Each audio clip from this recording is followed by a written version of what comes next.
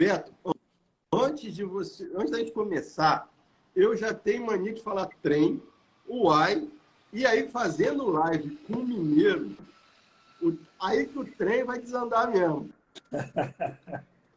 Beto, por favor, vou cometer aqui a indiscrição, a gafe de pedir para, se alguém deste mundo de meu Deus não lhe conhece, por favor, apresente-se.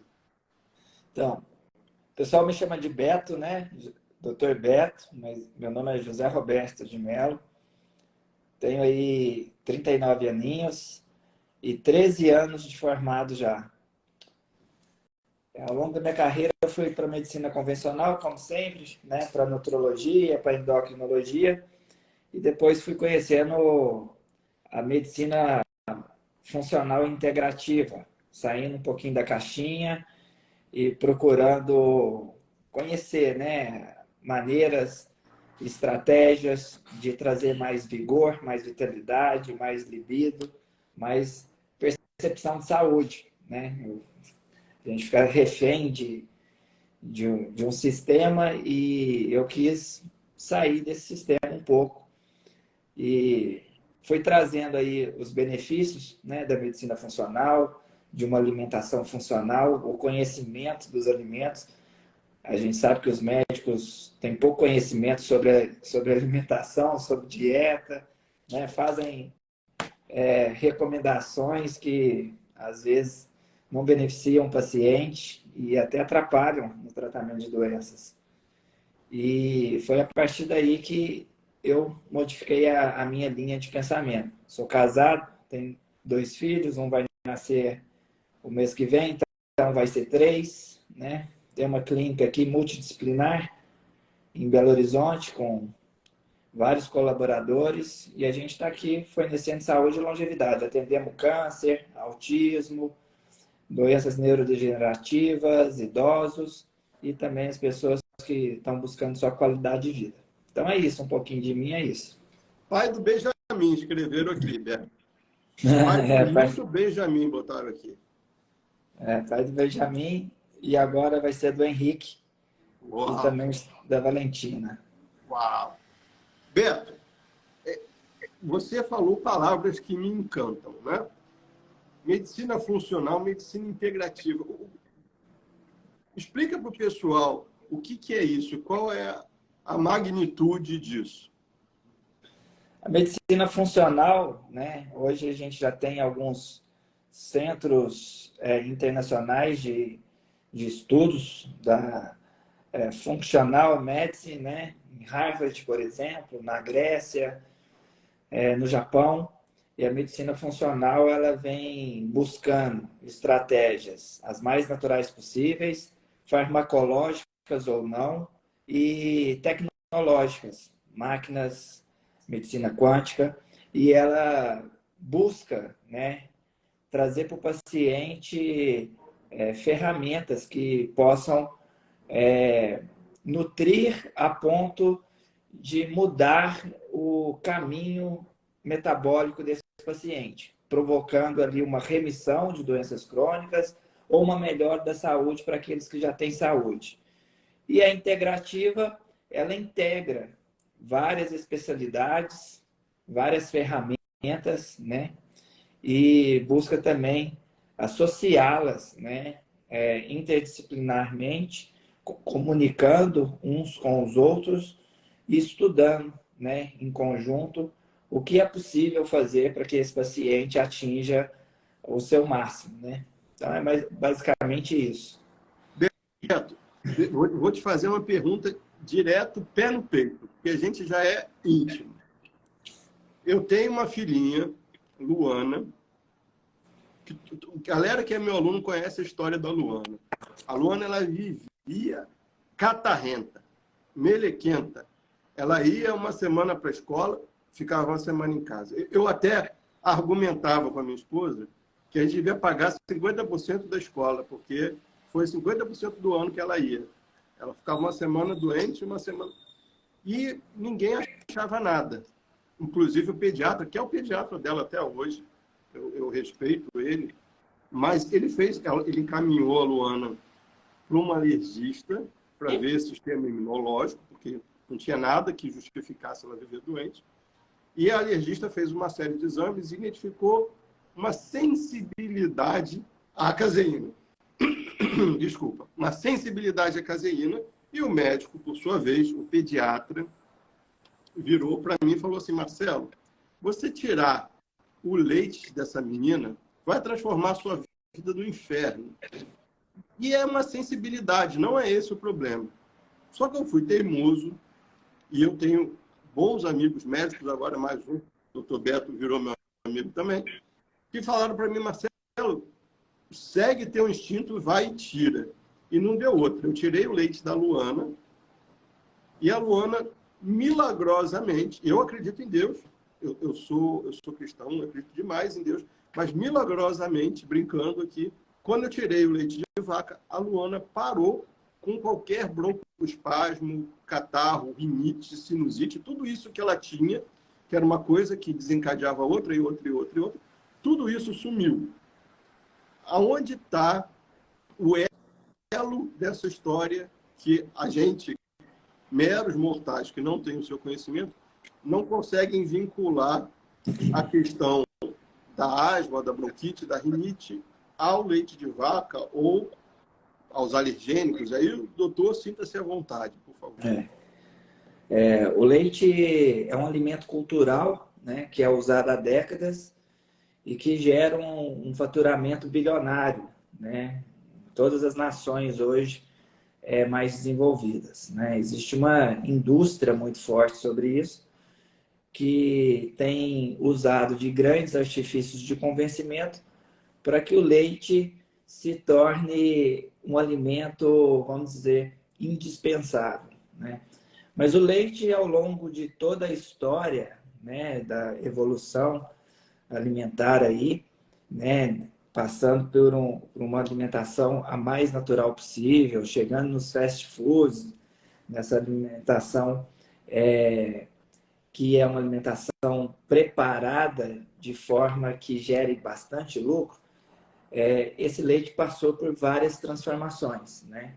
Hoje, o leite que tem nas prateleiras não é o leite cru, né? O leite que tinha lá uma concentração melhor de nutrientes, de gorduras e de vitaminas. As principais vitaminas do leite são a A, a E, a D e a K. Fora o cálcio, né, que tem uma quantidade razoável também.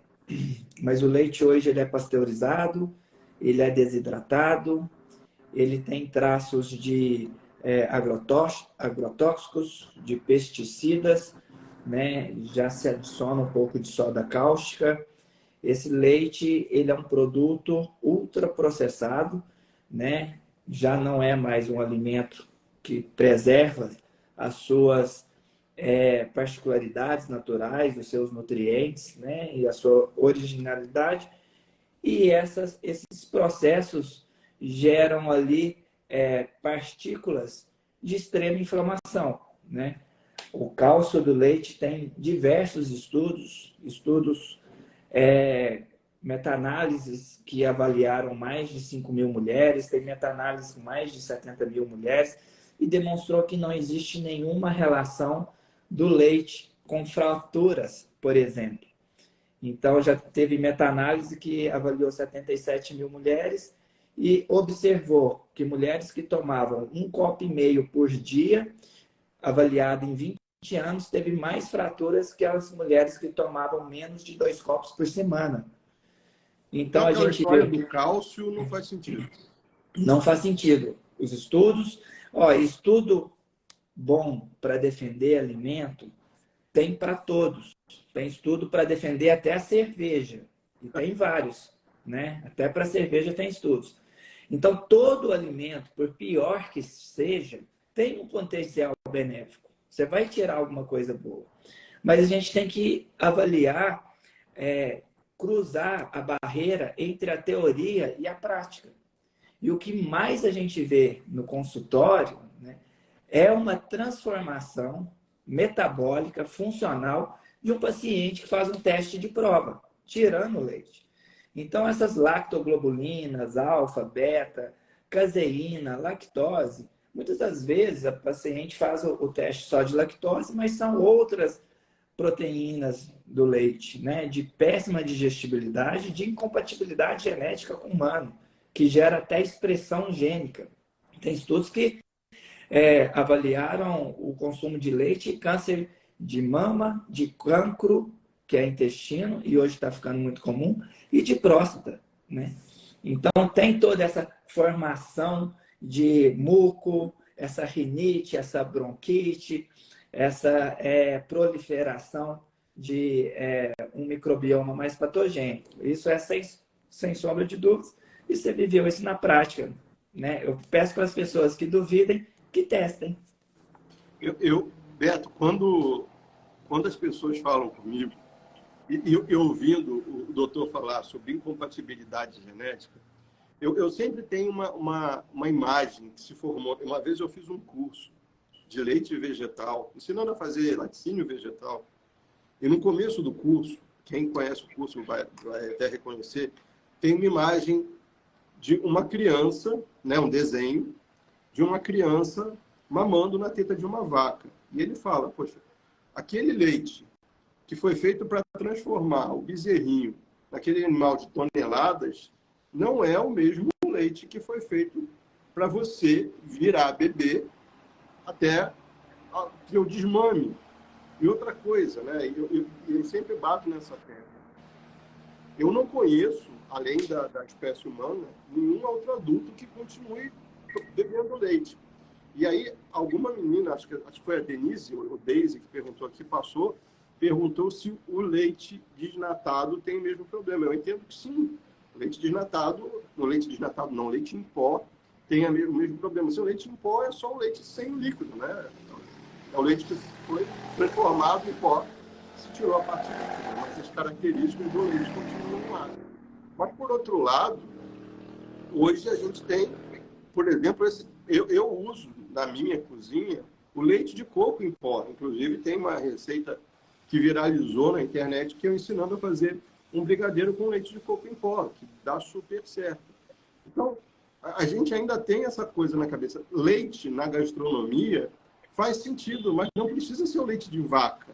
A gente precisa de um teor maior de gordura que pode vir do leite vegetal, que inclusive traz um resultado até melhor nos pães do que o leite de origem animal. Faz sentido, doutor? Faz total sentido, né? Não só o leite em pó foi desidratado, foi pasteurizado. O leite caixinha, ele também é desidratado e depois ele é reidratado, né? Então, todos passam por esse processo de desidratação, de pasteurização, de aditivos e depois de empacotar e embalar da maneira que for mais comercial ali para o sentido que fizer. E aí, doutor? Aí vem o outro problema, que é esse problema aqui, ó. Porque eu fui criado, eu estudei na maior escola de gastronomia do mundo, que é uma escola francesa de panificação, de gastronomia, onde eu aprendi muito a mexer com trigo. Eu estudei em escola francesa e italiana de panificação, trigo. E minha saúde foi indo para a cucuia, até que eu fui diagnosticado com doença autoimune, na verdade com duas. E o médico falou, ó, vamos tirar a tua tireoide, que ela está cheia de nódulo, e você vai ter que ajustar algumas coisas na sua vida aí. E além da reposição hormonal que eu passei a ter que fazer, ele me tirou de cara o leite e o glúten. E aí eu queria fazer a segunda pergunta. E o que o glúten tem a ver com a minha tireoide ou com doenças autoimunes, que é o que a gente escuta hoje, doutor? O glúten ele é uma proteína, né? Um alimento do trigo, do centeio, da cevada, né? Uma parte estrutural. Ele foi criado, ele não é extremamente assim, natural, ele é geneticamente modificado hoje, transgênico, né? Justamente para aumentar a resistência dessas lavouras a pragas, a antibióticos, a climas, né? E melhorar também a utilização dessa proteína elástica que pode vir a dar maciez, durabilidade, né, melhores formas de conservação, de preparação, etc.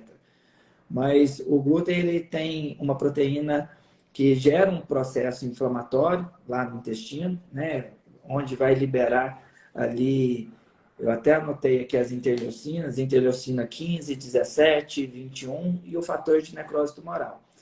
Né? São citocinas inflamatórias que vão ser gerenciadas lá no intestino e que vão mudar também todo o seu microbioma. Existe o microbioma, que são os lactobacilos, que são mais de 1 trilhão de micro-organismos e mais de 1000 espécies que povoam o nosso organismo. E quando você começa a comer trigo, você provoca ali uma mudança de crescimento nesse microbioma, o que é conhecido como desbiose, que é uma alteração de qualidade e de quantidade. Selecionando bactérias piores, essas bactérias vão se ligar aos enterócitos, nos toll-like receptors, tipo 5. E essa ligação entre o lipopolissacarídeo, a membrana da bactéria e o enterócito, vai aumentar a permeabilidade intestinal. Aumentando essa permeabilidade, o próprio glúten vai passar uma barreira onde ele não poderia passar. E o glúten, ele é uma proteína ali que ali tem semelhança estrutural com muitas proteínas do corpo. E uma das proteínas é a tiroperoxidase, uma proteína, né, ali da tireoide, né? Isso pode gerar fatores ali de autoimunidade, né, contra o glúten que está avançando na permeabilidade intestinal. E essa autoimunidade, como ele é semelhante a proteínas que tem ali na estrutura da tireoide, vai gerar também a autoimunidade da tireoide, né? Então, o glúten vai acabar orientando o organismo a combater a própria tireoide por essa semelhança, né? Além disso, o glúten, já com os próprios processos inflamatórios, pode gerar erros metabólicos, não só na tireoide, como você teve, mas também no cérebro. Desenvolvimento de doenças neurodegenerativas já foram descritas, né? A própria demência, o Parkinson, né? Tem estudo californiano que fala que o desenvolvimento do Parkinson ele começa no intestino, né? Justamente por esses processos inflamatórios que são gerados pelo glúten e por outros alimentos, né? Então, o glúten hoje ele é um antinutriente, gera um processo inflamatório, alergênico, assim como o leite, né? Porque se alterou a permeabilidade intestinal, não vai passar só o glúten, vai passar restos e fragmentos de bactérias, de tecido, né? De proteínas que foram mal digeridas, de produtos alergênicos, entre agrotóxicos, conservantes, corantes, metais tóxicos. Então, uma simples proteínazinha ali para o pãozinho ficar macio, né? Acaba alterando a permeabilidade, fazendo essa fusão, essa entrada, abriu a porteira e a tireoide é apenas um dos órgãos que vai sofrer muito. Beto, eu queria te fazer uma pergunta, mas tem uma pergunta que eu achei importante. Aqui, Maria Isabel perguntou aqui. Meu filho tem alergia severa ao trigo. Não é intestinal. Isso é ser celíaco também? Se é uma alergia, né? Então, seria uma doença celíaca, né? Porque a gente pode pensar não só na alergia, mas na intolerância e na sensibilidade. Sensibilidade seria aquela pessoa que está sempre com rinite, coçando o céu da garganta, né? Sempre com uma dermatite ali, uma seborreia. Essa seria mais a sensibilidade, né? Já a intolerância, a pessoa já vai ficar mais fadigada, já vai ficar mais depressiva, o tônus vital vai cair mais um pouquinho, o intestino vai ser um intestino muito preso, que oscila bastante. Agora, o celíaco não. Que a alergia, os sintomas são mais graves, né? Até uma inflamação severa no intestino, muco nas fezes, sangramento, dor abdominal intensa, muita distensão, enxaquecas graves, né? Um paciente que é mais severo. Aí tem que avaliar. O ideal para ela, né, seria fazer uma endoscopia com biópsia do bulbo, né, para ver se tem característica de celíaca e fazer os anticorpos, né, a antigliadina, que é o antiglúten, IgA, IgM, IgG. E aí, Maria Isabel, já está a dica do Beto aí. Eu não sei, Beto, você disse que tem uma clínica multidisciplinar. Entra em contato com a equipe do Beto, que eu tenho certeza que eles conseguem te orientar melhor. Parece que é um tema importante. Beto, eu vou chover no molhado aqui, porque você já respondeu, mas eu acho que eu prefiro pecar pelo excesso. Então, mesmo pessoas supostamente saudáveis não deveriam ingerir leite e glúten. Faz sentido isso? A minha opinião aqui é de especialista, né, que está assim, há 13 anos no mercado e posso falar que há 10 anos contraindicando esses dois produtos ultraprocessados, né, que eu não gosto de chamar nem de alimento, porque não são naturais, né? Aqui na clínica, que eu posso falar do nosso trabalho, a gente não tem recomendação de ingestão de trigo, de glúten e de lácteos, né? Quando a gente tem uma abertura para pacientes totalmente sintomáticos e que não querem mudar o lifestyle, né?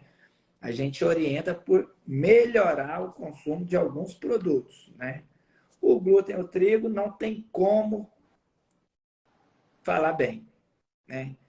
Então, reduzir consideravelmente, né?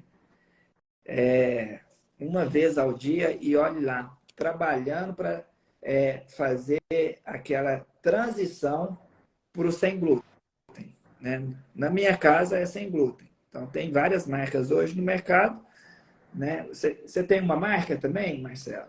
Tem. Então, tem A gente só várias. trabalha no Rio de Janeiro hoje, mas sim, tem a Cozinha Crunch. Hoje a gente encontra, né? Então, a recomendação é sempre a transição. A gente não pode assustar o paciente também, senão ele vai embora. A gente tem que fazer essa transição para ele e ajudar e a orientar, né? A questão dos lácteos, também a gente não tem nenhuma indicação, né?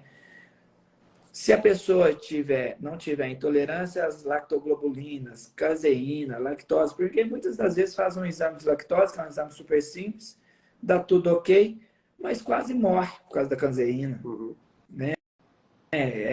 Deixa de perder peso por causa de uma proteína inflamatória. Quando você vê, você tira a caseína, perde 10 quilos.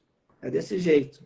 Tem paciente que já aconteceu isso. Desinflama, né? Então, Eu escuto isso diariamente. As aumenta as pessoas interferências. geralmente abrem uma exceção, eu vou fazer um teste, e aí fala assim, poxa, mas eu emagreci pra caramba só tirando o glúten. E, na verdade, a pessoa está num processo desinflamatório, né, doutor?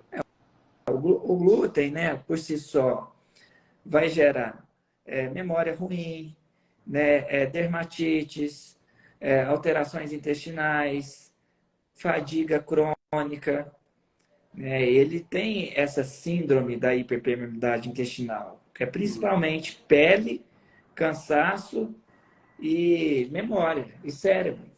Então, não tem por que a gente ninguém, igual eu te falei hoje mais cedo no telefone, tem estudos que demonstram que não existe ser gluten free. A gente faz o nosso máximo. Porque talvez até uma coisinha que a pessoa serve sem glúten tem uma contaminação, né? O que a gente tem que fazer... isso na panificação diariamente. A gente tem produtos na panificação, por exemplo, um spray para untar o tabuleiro tem glúten. E deve dar um Coisa que, trabalho. teoricamente, não tem nada de trigo, que é uma gordura, e está lá escrito contém glúten. Então, a nossa orientação clínica aqui é não recomendar isso. E o paciente que já chega com isso, a gente trabalha a transição para excluir. E a gente tem muito dado clínico aqui, comprovações que sugerem que os nossos pacientes na medicina funcional integrativa não utilizem, né, o glúten como seu dia a dia, né, os laticínios. Aí, para o leite, a gente tem a orientação dos leites mais fermentados ou duros, né, aonde todo o microbioma já vai ali metabolizar as lactoglobulinas, transformar numa gordura amarela, que é o queijo cura, meia cura, curado, né? E esse aumento da digestibilidade natural, da fermentação, consome a lactose, consome a caseína, a lactoglobulina alfa e beta, e transforma numa gordura de cadeia curta, no butirato, uma gordura ali que aumenta até a liberação de GLP-1, aumenta o fator neurotrófico cerebral, né? Tem esses benefícios. Mas aí já é um queijo preparado, né? Eu, uma vez, desculpa te interromper, eu vi um vídeo do Laí Ribeiro, que ele fala assim, na dúvida, consuma o mais fermentado possível. Eu acho que tem relação com o que você está falando, né? Porque o queijo mais amarelo é o queijo que passou por um processo maior de fermentação. Isso, quanto mais amarelo, quanto mais duro, menos proteína e mais gordura. Né? E a gordura ela tem um fator benéfico desde o desenvolvimento de uma criança. Tem duas pessoas, uma menina e o Ivo, que é aluno meu, e os dois perguntaram a mesma coisa. Eu já estava aqui nas minhas anotações para te perguntar, Beto. Então, eu vou pular um pouquinho a sequência aqui para te fazer uma pergunta. Eles perguntaram em relação ao sal. As perguntas que estão aparecendo são em relação ao sal, açúcar e adoçante. Como recentemente saiu aquela nota da OMS falando sobre adoçante, se o doutor permitir, eu gostaria que a gente partisse daí. Falar um pouquinho sobre esses três itens, sobre sal, açúcar e adoçante. Começando pelo adoçante, por favor, doutor. Foi uma nota importante da OMS, porque não foi uma chamada, entrou na diretriz, né? E quando entra na diretriz, entra em recomendação mesmo, né? Então, é uma coisa fato, comprovada, né? Eu tenho publicações ali, posts e citações de artigos científicos sobre adoçantes, já tem alguns anos lá no meu Instagram. Né? Os adoçantes, eles mascaram, falseiam um paladar doce. Então, você tem uma sucralose, por exemplo, que ela aumenta em 600 vezes a percepção de açúcar na papila gustativa. Né?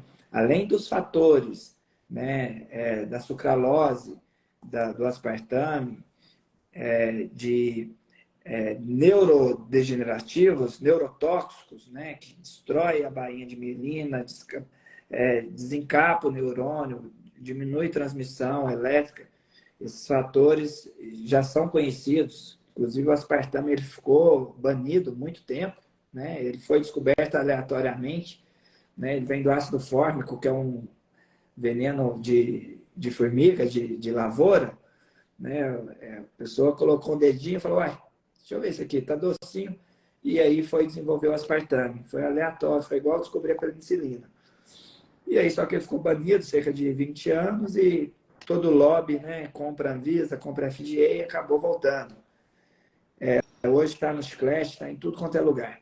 Né? O aspartame tem esse efeito neurodegenerativos. A gente sabe que os adoçantes eles estimulam cerca de 200, 500, 600 vezes ali o estímulo do açúcar. Imagina o seu cérebro entendendo como é que ele vai perceber que o negócio é doce. Ele vai fazer um estímulo pancreático na hora, vai liberar a insulina lá em cima. Então, já é comprovado que aumenta a resistência insulínica, né, e aumenta o grau de obesidade. Adoçante engorda. Né? Eu falo que tudo que a gente tenta imitar Deus, a gente dá um tiro no pé. A gente não consegue imitar as coisas naturais. Né? Por mais que a gente tente, vai dar errado. Né? O natural é natural e pronto, é divino, é perfeito e ninguém vai saber fazer igual nunca. né? O xilitol já tem alguns estudos que, quando aquecido, ele modifica a sua molécula com um potencial mais cancerígeno, né? Saiu agora recentemente sobre o eritritol e infarto. Foi um estudo aí de 4, 5 anos, um estudo longo, né? Tem alguns vieses, precisa de mais estudos, mas o que a gente está vendo que, desculpa, o stevia que aumenta o risco de câncer depois de aquecido.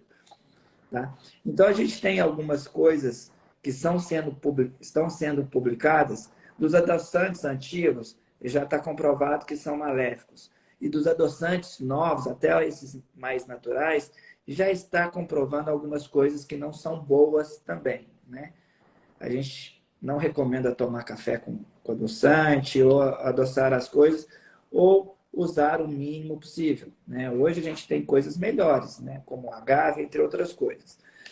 O açúcar de coco, etc. Né? Que são mais naturais.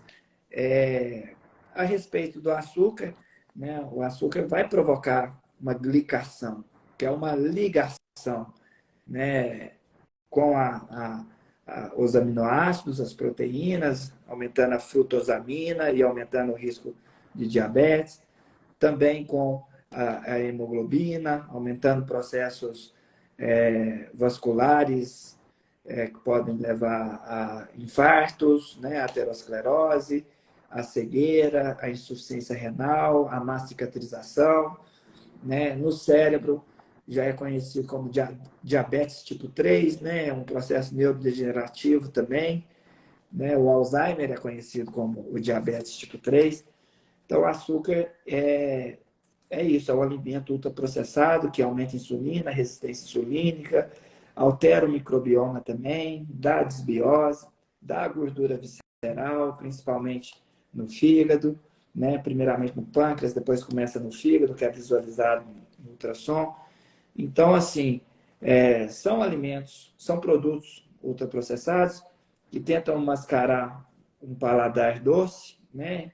Ou intensificar esse paladar, né? Eu falo que o açúcar deve ser usado com cautela, no meio de fibras, né? Ou num momento ideal. Eu recentemente falei no Instagram sobre a sequência de comer os alimentos, né? Já tem vários estudos sobre isso. Então, primeiro você come bastante folha, depois você come proteína, depois você come carboidrato. Você vê que isso não eleva o pico glicêmico, a glicose não sobe tanto, né? Mas quando você come primeiro o carboidrato, a glicose já sobe tanto, porque a fibra é o antídoto. E isso dá para fazer, e qualquer pessoa pode conferir isso. Hoje você vai na farmácia, tem um adesivo que você mede sua glicose no aplicativo do celular. Você cola o adesivo e você pode comer uma macarronada. Um dia só macarrão, você vai ver explodir lá para 350. E um dia um pratão de folha e depois o macarrão. Você vai ver que não vai subir. Né? Então, todas essas estratégias, para quando a gente for comer esses alimentos também, é mais importante, né? Para a gente neutralizar o índice glicêmico. E uma estratégia muito boa, que também tem alguns estudos científicos, é um shotzinho ali de vinagre de maçã 15 minutos antes das refeições, porque também vai melhorar a sensibilidade insulínica. A gente, no mundo moderno, é difícil tirar o açúcar, mas a gente pode aprender a lidar com ele, ou até em estratégias. No pós-treino, quando a demanda é muito elevada. Né? Então, quando a pessoa vai comer um açaí, no pós-treino. Quando a pessoa vai comer uma coisa mais açucarada, no pós-treino. Né? Então, tudo isso tem que ser orientado também para as pessoas também não se privarem de tudo. Doutor, um monte de pessoa perguntou, enquanto o doutor estava falando, perguntou sobre xilitol, eritritol, stevia, e depois veio um monte de perguntas sobre açúcar mascavo, demerara. Eu acho, pessoal, que o Beto já deu o recado. Assim como ele falou do leite, ele falou... Desculpa, é que eu estou voltando a resfriar. Ele falou do leite, falou do glúten e ele falou do açúcar. E, em momento nenhum, o Beto foi binário. Tipo, o que ele deixou claro é que você tem que fazer uma transição. Então, as pessoas estão aqui meio desesperadas. O que eu vou comer, então? E aí eu vou falar da minha visão gastronômica, doutor, e, por favor, complemente. O que eu vejo hoje são paladares viciados. A gente está com o paladar viciado com açúcar. Eu estou aqui bebendo um chá de boldo, que eu faço em casa, sem açúcar. E as coisas na minha casa não são adoçadas há muito tempo. Minha filha foi criada assim. Então, o que eu vejo hoje, e a gente tem uma fartura de açúcar, de frutose, e a gente acaba adoçando cada vez mais as coisas. E quanto mais a gente adoça, mais a gente sente vontade de comer doce. Então, eu acho que vale a pena a gente voltar um pouquinho para o Beto, para quem não estava aqui no começo, lá, para o que o Beto falou lá no começo, é que a gente comece a se disciplinar. E eu acho que o paladar tem a ver com isso. Aquela história, eu nunca tomei café sem açúcar, eu não consigo tomar café sem açúcar. Consegue. Se você for diminuindo, vai chegar uma hora, e eu vou te dizer uma coisa, quando você habitua o seu paladar ao sem açúcar, o teu prazer é diferente, a tua sensibilidade muda, porque o açúcar mascara um monte de coisa. Você que está acostumado a tomar cafezinho com açúcar, ou comer um pão com muito açúcar, você não está sentindo o gosto daquele negócio. Você está sentindo... O açúcar está predominando e está te trazendo aquela euforia que quando você tira o açúcar, você tem uma sensibilidade... É como... Sabe aquela história do fumante, que quando para de fumar começa a sentir o cheiro? É igual. Você tem que começar a limpar o teu organismo e habituar o seu organismo a usar os açúcares que já estão disponíveis aí. A gente não precisa adoçar mais, né, doutor? Aí, eu não sou médico, eu sempre falo isso, doutor, eu sou só padeiro. Por favor. Tem muito paciente, né, que é 880. Uhum. Esse paciente, ele já chega aqui, ele está empolgado, cai algumas fichas, né? Eu quero viver mais, eu quero aproveitar os meus filhos, a minha filha está grávida, eu quero aproveitar os meus netos, eu quero ver formaturas, e já começa a tirar tudo. Para alguns pacientes, quando o poder de decisão ele está bem estabelecido, fica muito fácil tirar. Para outros pacientes, né, que chegou meio assim, um pouco sem saber onde caiu, né, quem quer esse médico, esse paciente a gente vai ter um trabalho diferente. Tem gente que me conhece, sabe como eu sou. Eu não falo que para algumas pessoas eu sou radical, mas para mim eu sou natural, né? Igual minha esposa estava falando, as pessoas falam paladar infantil, mas lá em casa o paladar infantil é extremamente saudável. A introdução alimentar do meu filho é extremamente limpa. Não tem aquele negócio, dá para ele está com vontade. Ele, afinal, nem conhece. Como que ele vai estar com vontade? Porque às vezes você vai no restaurante, ele está olhando, dá para ele, né? Então, assim, no aniversário de 1 ano dele, a gente levou a marmita dele. E ele comeu tranquilo e divertiu pra caramba. E nem percebeu que tinha doce, né? Então, eu estou no consultório, o paciente caiu de paraquedas, transição. Vai ser uma consulta mais demorada, ele não conhece muito bem a medicina funcional, a nutrição funcional. A gente vai fazer como se fosse essa live dentro do consultório. Vou passar por óleos vegetais, por açúcar, por sal, por adoçantes, por enlatados, por glúten, por lactose, por tudo. E vou explicar para ele. Ele vai absorvendo um pouco e a gente vai fazendo as transições. Você está comendo um pão lá, com glúten? Vamos comer um pão com glúten mais integral agora? Então a gente transita. Vamos agora para o pão sem glúten? E aí a gente mantém. Então, tudo isso... Olha, né, doutor, do feito melhor que o perfeito, né? Às Com vezes certeza. A gente quer extremo e aí se frustra e aí volta a estaca zero. Com certeza. E assim, o pouco que a gente faz hoje em dia já é muito. As pessoas querem ser perfeccionistas e nunca chega o momento de ser perfeito, de ser certinho, e acabam procrastinando tudo, né? Então, fala assim, vamos tentar aí ter, ao longo da semana, uns 3, 4 dias sem glúten, ou sem lactose, né? Ou 2 ou 3 dias sem adoçar o café. Se você ver, 52 semanas por ano, 10 anos. Quando você vê, a pessoa tem 1000 dias, top. É claro que antes disso ela já resolveu tudo. Mas se você faz uma conta pequena para ela, ela fala, porque às vezes ela desiste. Ela só consegue fazer pouco e aí ela desiste e volta tudo.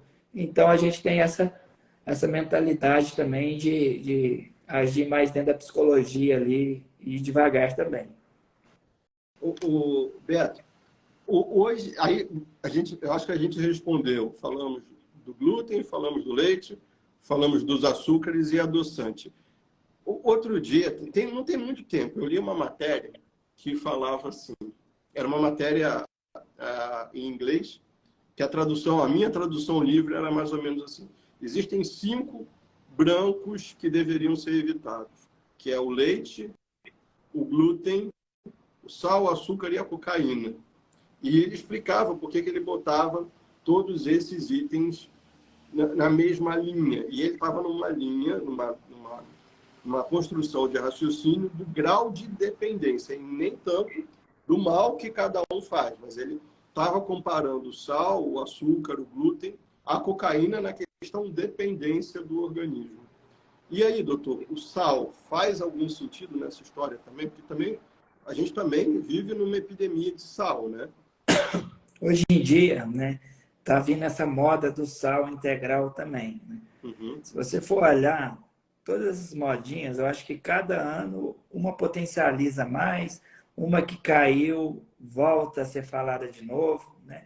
Mas como você citou o Laí Ribeiro aqui hoje, o Laí Ribeiro fala do sal integral tem mais de 10 anos, né?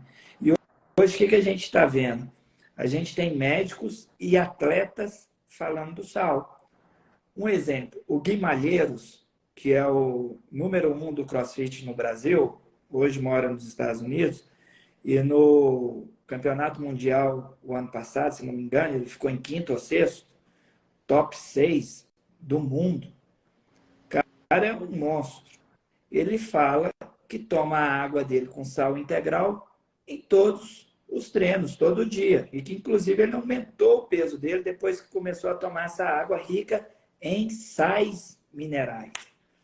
Então, o sal integral, o pouco que a gente sabe, né, é que ele contém todos os oligoelementos encontrados na água marinha. E são encontrados mais de 84 minerais. Então, é um sal que, dentro da tabela periódica, ele fica em evidência, diferente do sal refinado, né? Ele é um sal, ele é um ultraprocessado, né? Ele tem processo químico de separação, são 4 ativos químicos tóxicos que separam os outros minerais e deixa o cloro e o sal, né? E o cloro em excesso provoca ali uma desidratação intracelular. E o vaso sanguíneo cheio de água, porque a célula perde e joga para o vaso, aumenta o quê? Pressão arterial, da fadiga, da memória ruim, né? Atrapalha a contração muscular, a pessoa fica pior, né? Por isso que ele tem essa restrição de comer pouco, né? Agora, os sais minerais do sal integral, eles são transportados para dentro da célula e traz a água. Então, já se fala em regular pressão, melhorar enxaquecas, melhorar o libido, otimizar o sono, recuperação pós-treino. Então, o sal integral é isso. Ele integra tudo. Ele pode ser fino, o que é diferente de refinado. Isso é muito importante também. Porque às vezes a gente vê lá, sal integral fino. Eu implico com essa palavra, doutor, porque parece refinado, né? Parece uma coisa chique. Não, é o produto refinado, parece uma coisa chique, né? Uma coisa refinada. E hoje a gente tem, inclusive, é o próximo assunto que eu queria falar com o doutor, é falar justamente, como a gente falou dos picos de glicemia, não necessariamente, e eu sou, Beto, super transparente. Às vezes, a dieta sem glúten só não é suficiente, justamente pela questão das farinhas muito refinadas, que você pode ter um pão sem glúten, mas ainda ser um pão que, ainda se consumido no café da manhã, fora da sequência que o Beto ensinou, vai provocar um pico de glicemia pelo excesso de farinha branca refinada. Correto? Correto, mas para isso tem estratégias. Você pode comer umas frutas com sementes, né? Você pode colocar um whey antes, com água de coco. Você pode fazer uma estratégia, você montar uma estratégia. Que é algo que a gente vai fazer. Na verdade, amanhã tem uma aula sobre isso. A gente vai fazer uma aula de pães low carb, porque a gente precisa entender que a gente tem um universo de farinhas de baixo carboidrato que a gente ainda não se habituou a transformá-las em pão. Porque eu tenho, como eu disse, Beto, eu tenho amigos médicos e que vira e mexe eu vejo ele fazendo receita na internet, pega um ovo, bate com a farinha de amêndoas e coloca na frigideira. Eu falo, aquilo ali, beleza, funciona, mas dá para fazer pão mesmo com farinha de oleaginosa. Então, a gente ainda tem esse universo sem glúten, naturalmente sem glúten, que a gente ainda precisa aprender a explorar mais. Hoje, se a gente tem uma epidemia de obesidade, a gente poderia ou deveria, e eu queria ouvir sua opinião, Beto, explorar mais as farinhas de baixo carboidrato, né? Aí seria baixo carboidrato e alto em gordura, né? Uhum. Então, as oleaginosas, elas são ricas em gorduras monoinsaturadas, né? Poliinsaturadas. Não é gordura saturada, é uma gordura que, para quem tem, por exemplo, problema de colesterol, é uma gordura muito boa, né? É uma gordura anti-inflamatória, é uma gordura que tem um fator neurotrófico bom, é uma gordura que protege a saúde cardiovascular, que aumenta a produção de hormônios, né? Então, que é usada para vários tipos de enzimas, né, para a estrutura intestinal, para a estrutura das células, dos neurônios. É uma gordura muito boa. Né? Então, oleaginosas, além disso, elas são ricas em alguns minerais, né? Zinco, selênio, entre outras coisas. E a gente tem, eu frequentemente escuto isso dos alunos, né? A gente pensa em farinha de oleaginosa, o que os padeiros mais usam de farinha de oleaginosa é farinha de amêndoa. Só que a gente tem que entender um pouco da realidade, né? Por que os padeiros que estão nesse viés mais saudável trabalham com farinha de amêndoas? Porque farinha de amêndoas, na Europa, onde essa cultura está muito mais disseminada, é muito mais acessível que aqui no Brasil. Mas isso não significa que quando chega aqui no Brasil, a gente não possa usar as castanhas que a gente tem aqui e fazer produtos também de baixo carboidrato. O que a gente tem que mudar é a mentalidade, e não pensar que eu vou fazer algo, vou repetir algo que deu certo na Europa, vou fazer aqui no Brasil, e aí a gente vai pagar R$120 o quilo de uma farinha de amêndoa, quando a gente tem farinha de castanha muito mais acessível aqui. Aí seria a castanha do Pará? Castanha de caju, castanha de Pará, ambas funcionam. Qualquer farinha de oleaginosa, se trabalhada da maneira correta, a gente ainda associa isso na panificação sem glúten. A gente ainda associa o psyllium para trazer muita fibra. Então, a gente consegue fazer um pão que seja nutricionalmente muito mais interessante que o pão feito só de farinha branca, né? Muito mais cetogênico, né? Exatamente. Mas saciedade, energia seria um ótimo pré-treino. Não é? Não. E aí a gente associa a um pão saboroso, tira o açúcar, acaba com esse excesso de sal, e aí você consegue reintroduzir, mas é claro, é um processo. A gente não pode pegar aquele pãozinho francês da padaria. Eu sempre falo, doutor, que aquele pãozinho francês não é pão. Porque quando a gente olha uma foto de pão na internet, e sempre que eu falo isso, eu formei muito padeiro. Então, alguns amigos ficam chateados quando eu falo isso, mas eu sempre faço esse exercício. Pegue um pão francês da padaria e corte no meio. Aquilo que está dentro do pão, aquele negocinho fofinho dentro do pão, aquilo não é miolo de pão. Aquilo é resultado de uma alteração química, de um produto químico associado à farinha, que é o melhorador de farinha. Então, quando você olha na internet uma foto do pão, a gente geralmente curte as fotos na internet daqueles pães que têm os alvéolos grandões, né? Que é o pão que passou por muita fermentação, que foi o que o Beto falou aqui. Então, a gente tem o pão e o nosso cérebro, a gente acha aquilo bonitão. Só que a gente vai na padaria e compra o pãozinho francês, que o miolo parece um algodãozinho, que é o oposto, o extremo oposto à foto que você acha bonita. Por quê?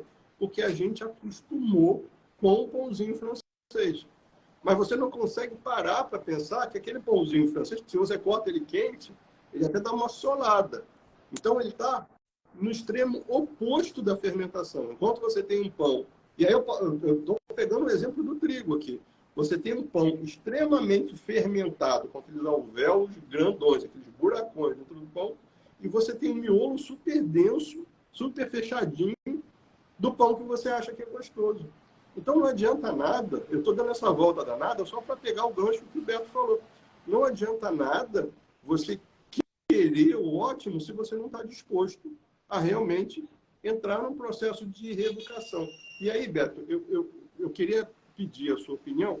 Hoje, quem está caindo de paraquedas aqui, entrou na live, escutou o doutor falando sobre leite, sobre glúten, sobre adoçante, sobre açúcar, sobre sal. Agora falando sobre redução de carboidrato.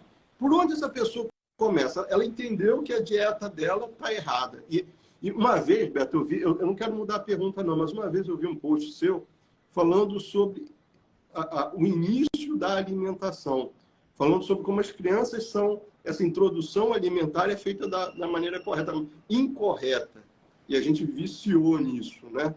Hoje eu vejo, a minha filha tem 7 anos, a Luana nunca tomou refrigerante. Para falar a verdade, a Luana enfiou a língua dentro de um copo de refrigerante e ela falou, papai, está queimando minha língua. Foi isso que ela falou. Então, a gente hoje tem opção. Hoje a gente tem acesso a muito mais informação do que a gente tinha antigamente. E aí a pessoa, Beto, que caiu nessa live hoje, entendeu que tem que fazer algumas concessões, ou tem que reestruturar a dieta dela. O que você dá de conselho? Onde começa essa mudança? É para a pessoa hoje falar assim, eu quero ter longevidade, eu quero ter mais saúde, eu quero envelhecer bem, ou me livrar de todas essas doenças que o Beto falou, até Parkinson, até câncer, que estão vinculadas ou relacionadas hoje à alimentação. Por onde essa pessoa começa? É para amanhã jogar tudo que está na geladeira fora? Como é que você indica essa transição, Beto? Eu acho que a primeira coisa que as pessoas têm que fazer, né, é fazer uma autoanálise. Então, olhar para dentro de si mesmas e observar quais são as percepções que o corpo dela tem trazido para ela. É uma menstruação volumosa, uma TPM, uma endometriose, é um cansaço extremo, é uma imunidade baixa, rinite, é uma memória ruim, é um cabelo que está enfraquecido, que cai, né? Uma unha que lasca. Né? Eu acho que o nosso corpo ele dá sinais de inflamação, sinais de que está faltando nutrientes, que está faltando um posicionamento, né? E está faltando um despertar. Hoje, a gente vê que a internet, né, aqui na nossa rede social, tem muito conhecimento, né, Marcelo? É uma coisa muito gratuita. A gente oferta isso diariamente, a gente está aqui fazendo isso. Então, as pessoas elas têm que também dar uma chance para o novo. A pior herança que a gente tem é a cultural. O pessoal fica colocando a culpa na genética. Mas é a culpa do comportamento, dos vícios, dos padrões de repetição que são passados de geração em geração. Então, a pessoa tem que começar pelo básico. Faz essa autoanálise e vai, sim, agora, colocar dentro da sua casa, do seu lar, né, as substituições devidas. Né? Coisa simples. Trocar o óleo de coco, o óleo de soja, óleos vegetais que hidrogenam, que mudam sua fórmula química, que passam para trans, né, por gorduras mais estáveis, que podem ser aquecidas, como azeite, né? O azeite tem um potencial de estabilidade bom, né? Até 89%, como óleo de coco, que é 100% estável, como uma banha, né? Como uma manteiga ghee, né? Então, fazer substituições que estão acessíveis também, né? Trocar o pão, né? Esse fofinho que nem é pão, que eu acabei de aprender, né? Que é pão fake, É fake. né? Totalmente fake. Somos enganados, que é extremamente viciante, cheio de glutamato, né? Por pães artesanais, né? Você tem um curso que tem estratégias para aprender a fazer a pessoa para se livrar desse pão que está caro para caramba e é tóxico, né? Trocar um sal refinado por um sal integral. Ah, mas eu estou achando caro. É R$ 5 o saquinho de 1 quilo. Ou então compra o sal grosso, que é também integral, que aí é muito mais barato, né?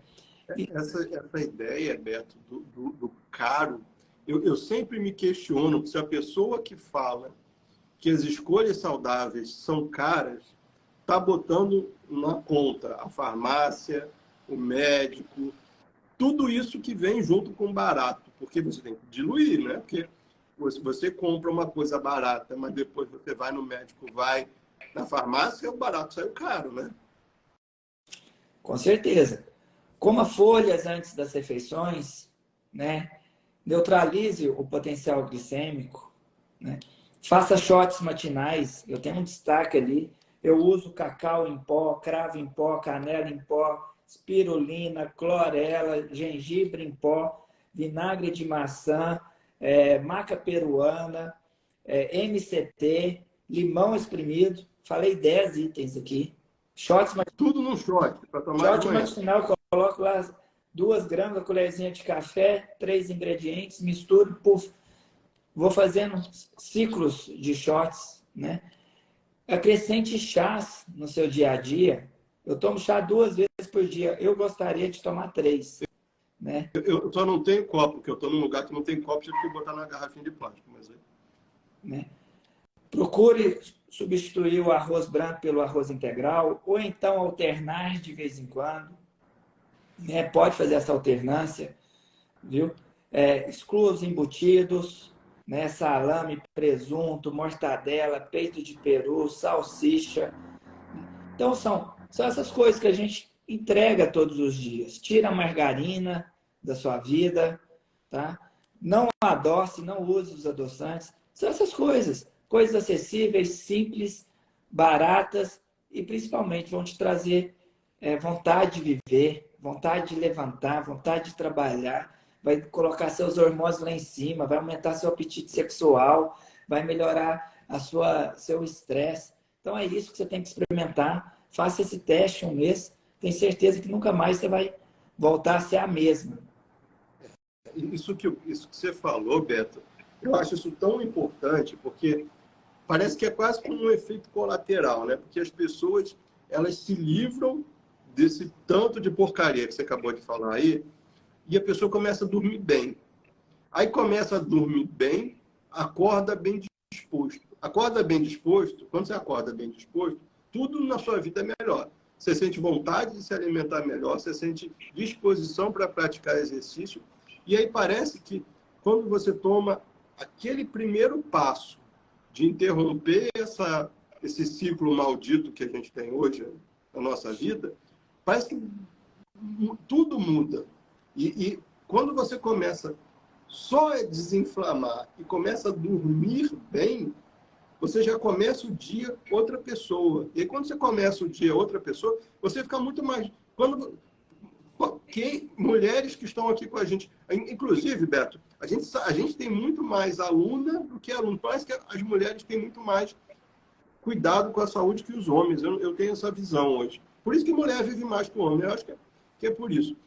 A gente hoje, que não é a mulher que está com TPM, que vai na geladeira e come o sorvete e que pega o chocolatezinho, ou quem passou por um dia estressante e no final do dia vai pedir aquela pizza que se dane dieta. E aí no dia seguinte dorme mal, acorda, não estou com vontade nem sair da cama.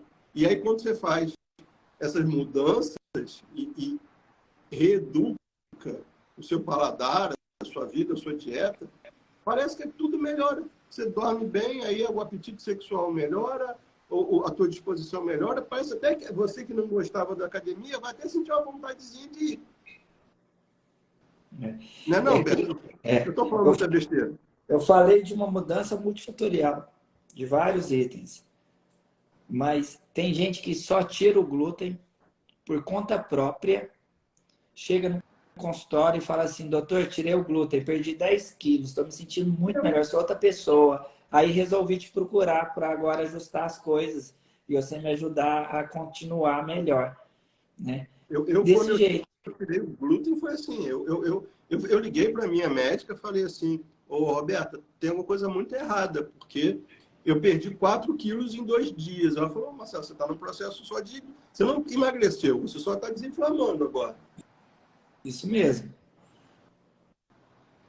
Beto, ó, a gente já passou de... Live quando é boa, né? A gente vai embora, né? A gente fala e ó, dá vontade de... Beto, eu queria te agradecer demais, que essa live está sendo incrível. O povo está aqui. Tem 300 almas que entraram aqui com a gente que não arredaram o pé aqui em mais de uma hora que a gente está falando.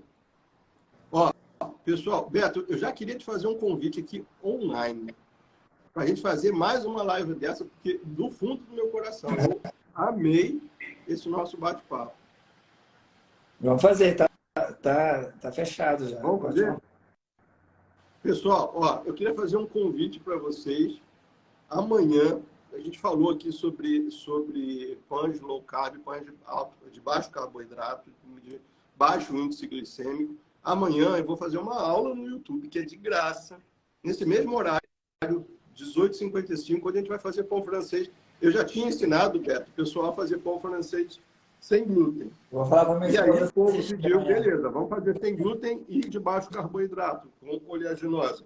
Então, amanhã, para você que pediu, amanhã, inclusive foi a Lúcia que mandou a mensagem de tarde, eu topei o desafio. Amanhã, a gente vai, 18h55, vai fazer uma aula de pão francês sem glúten, sem leite, com farinha de oleaginosa, com farinha de baixo carboidrato.